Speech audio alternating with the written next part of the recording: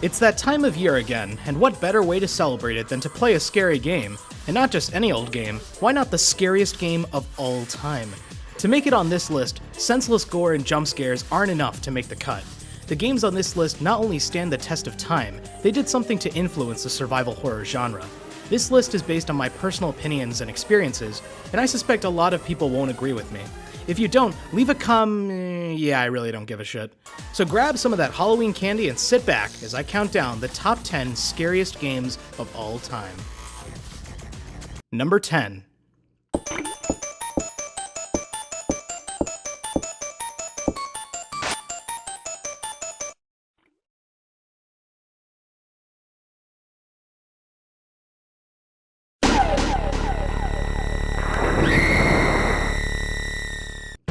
Now here's a game that was scaring the crap out of gamers back in 1995, which alone is a testament to how original it was for its time.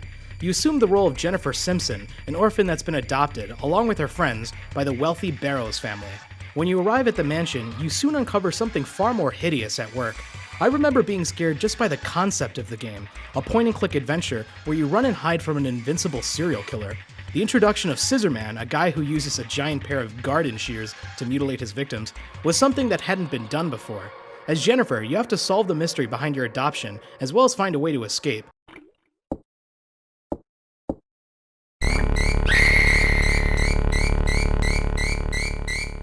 You'll quickly find the scariest parts of Clock Tower involve finding the aftermath of Scissor Man's victims.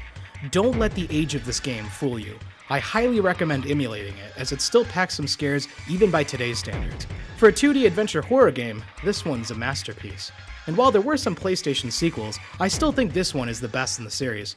But hey, a guy gets his head chopped off with a clock in one of them. Mr. Sullivan?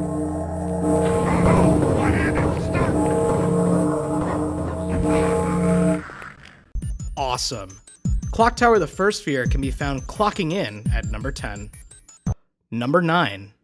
I believe you found Mr. Tibbetts. Image seems to match personnel file. It didn't come through properly, though. Can you take a close-up?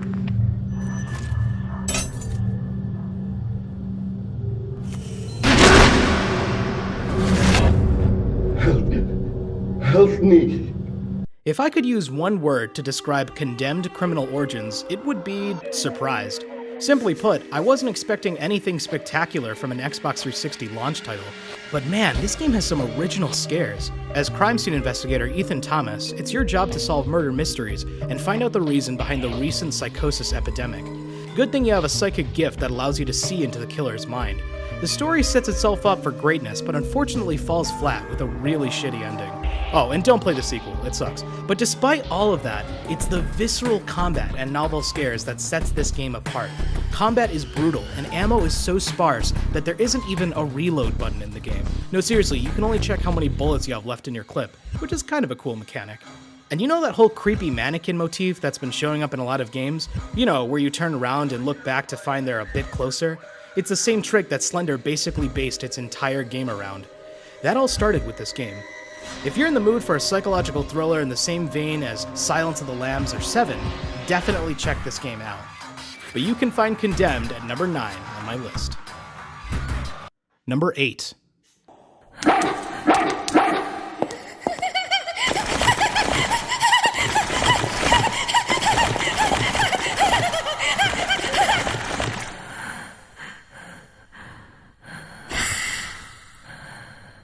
Believe it or not, Capcom wasn't always a shitty company that kept crapping out the same fighting game re-releases and canceling fan favorites. In fact, there was a time when they were releasing truly great and surprisingly innovative survival horror games. Haunting Ground, also known as Demento outside the United States, is an example of such a time. Waking up after a near-fatal car crash, Fiona finds herself trapped in a castle full of horrors. Like Clock Tower, you'll find yourself more often running and hiding from danger rather than fighting. The closer the psychopaths get to you, the more scared Fiona becomes, until she eventually goes crazy. The controls go haywire, and you'll barely be able to lead her to safety. That is, if you even can. Luckily, you also have the help of a four-legged companion who can maul the attackers on command. But if there's one character that steals the show, it's Daniela, the homunculus who's made to track you down. Blood, flesh, woman. You vile creature. You lure the man into your filthy body again and again, and you are allowed to do that because you are a precious, precious little princess. Precious, precious little princess. This game is not for the faint of heart. There are implications of rape, cannibalism, and a ton of other nasty stuff. But I think what Haunting Ground does best is remind us that what scares us the most isn't always what we can see. One only needs to see the game over screen to know what I'm talking about. Dark, gritty, and downright creepy, Haunting Ground can be found haunting the number 8 spot on my list. You see what I did there? Number 7. I'm afraid there's not much to see.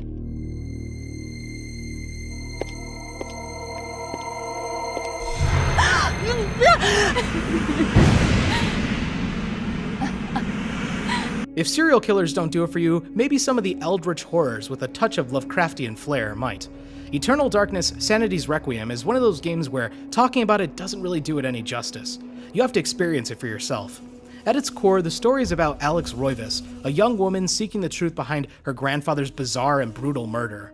While investigating, she stumbles upon the Tome of Eternal Darkness, a book that outlines the stories of those who had previously come in contact with it. The story spans over 2,000 years, and you play as over 10 different characters, all of whom encountered the book in some way. Now, whenever people talk about this game, they always mention the sanity effects. In addition to monitoring your character's health and magic, you also have to take care of their sanity. When it drops low, the game starts to play some freaky tricks on you. At first, small stuff will start to happen, like blood dripping down the ceiling.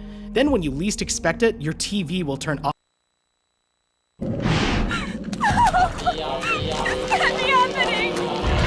Unfortunately, people seem to limit their discussion to the sanity effects and forget what a brilliant game Eternal Darkness is.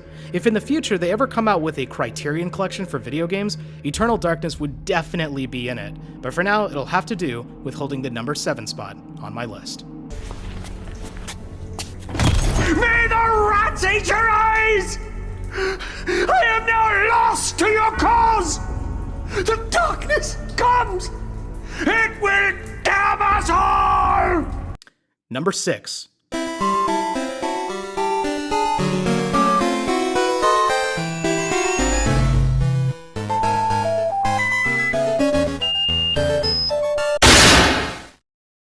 When I was compiling the games for this list, it never crossed my mind that a Nintendo DS game would ever be on it, much less ranked this high. Released only in Japan by Square Enix, the Nameless game is a bit of an anomaly. Sure, the story is a complete copy of The Ring, where instead of a haunted VHS tape, there's a haunted video game that everyone seems to be downloading. Things start to go south when you end up downloading the game by accident. The gameplay is part first-person adventure, part 2D throwback, which pays homage to games from an earlier era.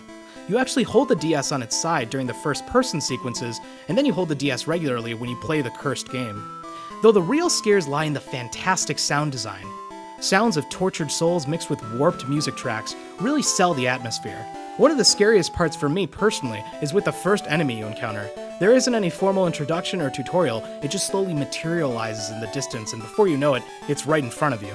If you were ever a fan of those scary stories involving creepy glitches in old games, definitely check this game out. With a little searching online, you can find an English fan translation for it. So while this game doesn't have a name, it definitely has a spot as number 6 on my list.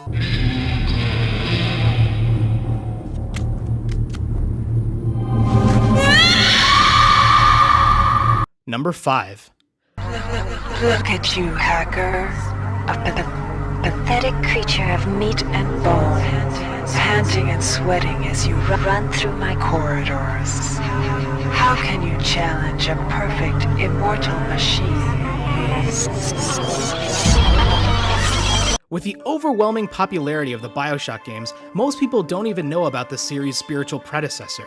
I hate to sound like a hipster, but System Shock 2 is not only a better game than BioShock, it's also way scarier. The game is an incredibly unique blend of first-person shooting and RPG elements. Oh yeah, it's also scary as all hell. As if being deserted in the middle of space on a ship full of dead passengers isn't bad enough, you'll quickly discover some of them are still alive, but are being controlled by a horrifying hive mind. No, seriously, they'll be attacking you all while begging you to kill them. Also, you know that storytelling technique where audio logs are left everywhere for you to find? You know, the same thing done in Doom 3, Dead Space, BioShock, you get the point. It all started with this game. On top of all of that, the only contact you have is with one of the best villains in all of video games, the corrupt computer AI known only as Showdown. Do you feel the fear swell inside that filthy, filthy bag of meat? What is it like to be afraid? Oh, and did I mention she's actually your closest ally? I don't want to spoil anything about the game's story, but let me tell you, halfway through the game, there's an incredible twist that I have yet to see matched. Well, maybe BioShock Infinite's ending, but whatever. It's remarkable how well this game has aged. System Shock 2 is more than qualified to hold the number 5 spot on my list. Number 4.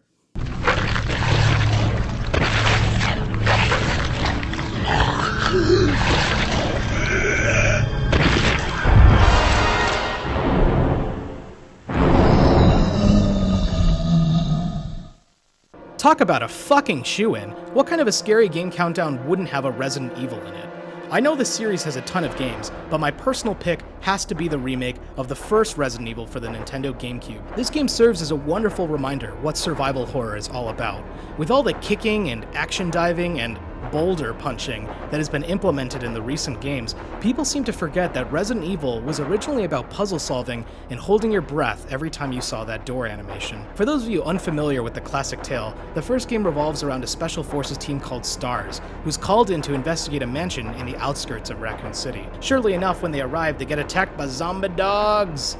You get to choose to play as either Jill or Chris, but seriously, play as Jill. She starts off with a gun and has 2 more inventory slots. Oh yeah, did I forget to mention this game is really hard? Zombies don't even fully die until you burn their bodies, and if you don't, they rise back up stronger and faster than they were before. Bullets and health items are so rare that whenever you find any, you'll be jumping for joy. And guess what? That's how it's supposed to be. I love Resident Evil 4 just as much as anyone else, but I fucking hate what it did to the horror genre. And don't even get me started on Resident Evil 5 and 6. That's a topic for a different video. What were we talking about again? Oh yeah, the remake. This game is a must for any horror fan, but you already know that. It's fucking Resident Evil. An instant classic the moment it came out, the Resident Evil remake can be found at number 4 on my list. Number 3. Don't forget, some things mustn't be forgotten. The shadow hunting me. I must hurry. My name is Daniel. I live in London my name is... I am Daniel. Just when I thought the horror genre was becoming stagnant, Frictional Games released Amnesia: The Dark Descent. And let me tell you, it's pretty scary. But you already knew that, didn't you? Someone actually told me to remove this game from the list because of how popular it's become, but that has to be the dumbest reason I've ever heard to disqualify a game. I will agree that certain unsavory people have made a living off of playing this game on camera and screaming, but that's besides the point. Waking up with amnesia, Daniel finds himself walking around wondering why he doesn't remember anything other than his name. He later finds a note from himself saying that he needs to kill someone, without exactly explaining why. This game is a modern horror masterpiece, and no, it's not overrated. And before you tell me I need to play the Penumbra games, save your breath because I already have. While they definitely have more variety, Amnesia is simply a more polished and fully realized game. The disempowerment at work here is unmatched. Amnesia is a game where you can't even look at the enemies, because it will drain your sanity. If you haven't played this game yet, do it. Amnesia: The Dark Descent effortlessly earns the number 3 spot on my list.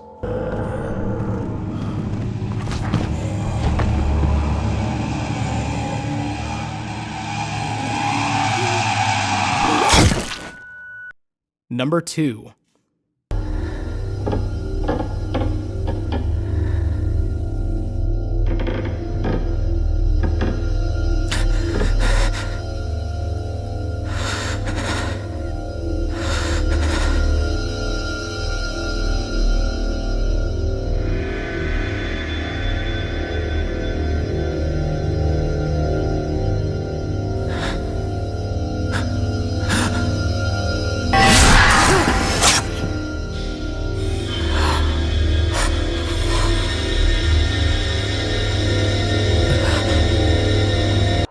rarely will I say that I have lost sleep over a game. Then again, I don't talk about Fatal Frame very often.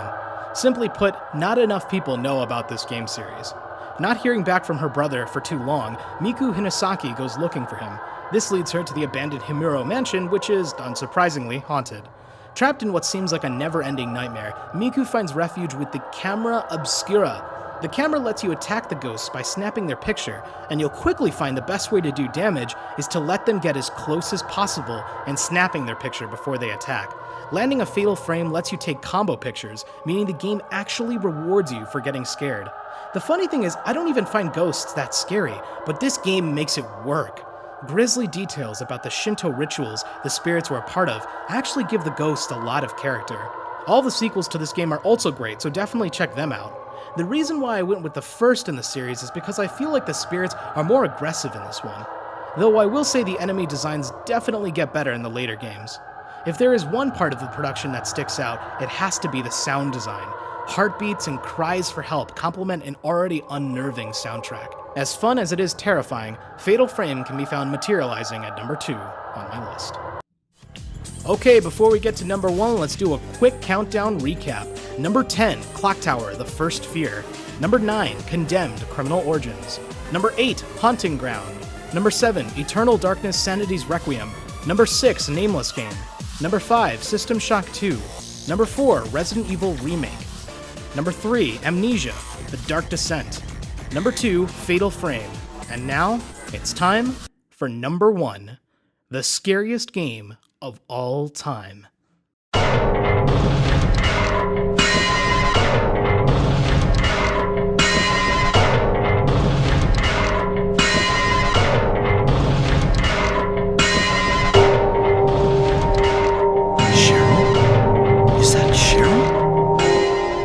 Come on, you knew this was gonna win. What is there to say?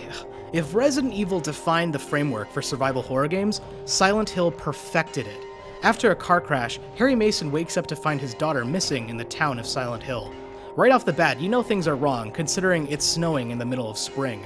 Everything about this game screams David Lynch. Even the dialogue between the characters is strangely dreamlike.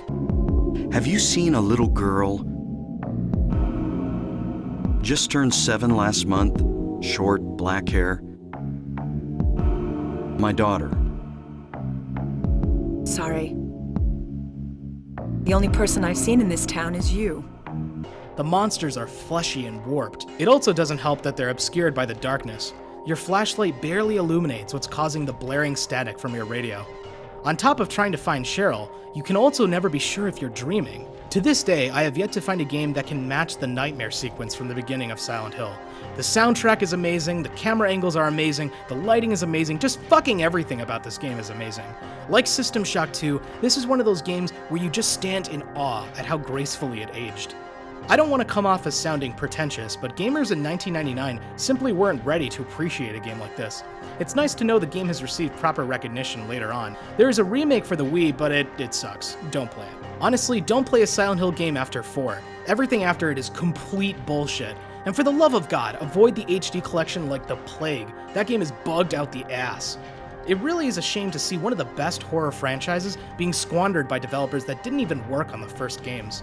At this point, anything with Silent Hill on it is just riding on the popularity of the first games. But all that aside, I hope people realize what a masterpiece the original Silent Hill was. Just as scary now as it